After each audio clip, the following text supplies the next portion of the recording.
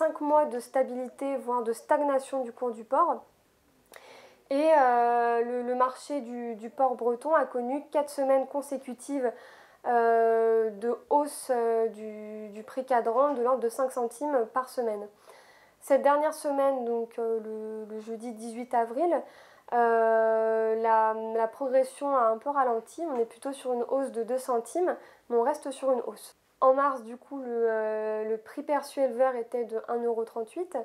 Et avec ce cours du porc qui continue de progresser, la moyenne sur les 2 premières semaines d'avril se situe plutôt à 1,55 €. En comparaison aux autres places européennes, la France a pris un peu de retard face à ses concurrents, alors qu'en février-mars, l'écart entre le prix allemand et le prix français était de 5 centimes. Début avril, on est plutôt sur un écart de 15 centimes. Cependant, on s'attend à ce que le cours français rattrape cet écart-là dans les semaines à venir.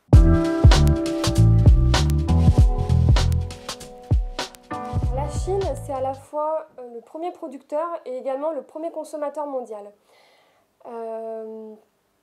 La Chine n'est pas autosuffisante en porc, c'est-à-dire que pour approvisionner et répondre à la consommation intérieure, la Chine a besoin d'importer énormément de volume. Et le moindre écart entre la production et la consommation en Chine, ça a des effets considérables sur les autres marchés mondiaux. Donc dès que la Chine se met à importer, on va voir le cours du porc flamber. Par contre, si la Chine ralentit ses importations et si la demande se faiblit, on va avoir un cours du porc qui diminue tel qu'on a observé dans l'année 2018 par exemple.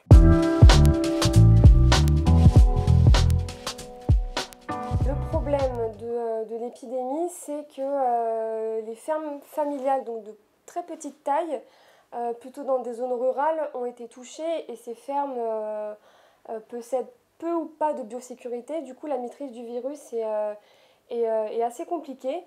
Et ce qui explique qu'en fait, le virus s'est propagé sur tout le territoire chinois, mais également en Mongolie et plus récemment au Vietnam. Donc on a une forte décapitalisation du cheptel porcin en Chine. Selon les statistiques officielles, en janvier, le cheptel reproducteur est en diminution de moins 19%, en février, moins 21%, donc tout ça comparé aux mêmes périodes de l'an dernier. Donc là, on est sur des baisses drastiques du cheptel reproducteur, ce qui nous indique que le marché chinois, dans les mois à venir, va subir un manque d'offres de porc. Et c'est vraiment cette hausse des importations chinoises qui a tiré les cours du porc.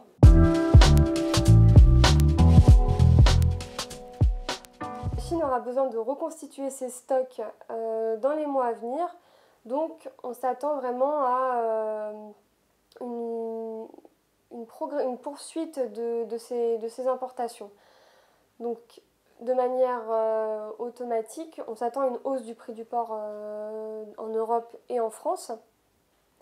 Et en effet, on peut se dire que le prix du porc pourrait atteindre les niveaux atteints en 2016 par exemple. On reste quand même assez prudent sur ces prévisions puisque les incertitudes sur le marché sont très grandes et que le marché français n'est à l'abri de rien. Si le prix continue de flamber en Chine, il se peut que la consommation ralentisse.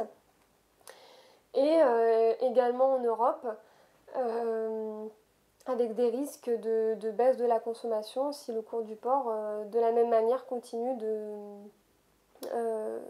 progresser. Pour l'instant, la France est indemne de fièvre porcine africaine et les exportateurs français ont toutes leurs chances pour profiter d'une hausse de la demande chinoise et se positionner sur ce marché-là. Des négociations sont également en cours entre les services français et les services chinois justement pour une acceptation du principe de régionalisation. Donc c'est-à-dire que si l'épidémie arrive en France, que les professionnels français puissent encore exporter vers la Chine. Dans tous les cas, de toute façon, que ce soit pour cette épidémie-là ou pour une autre, c'est vraiment le conseil qui est promulgué, c'est d'investir dans la biosécurité et pour permettre voilà, d'être assuré d'une sécurité sanitaire des produits.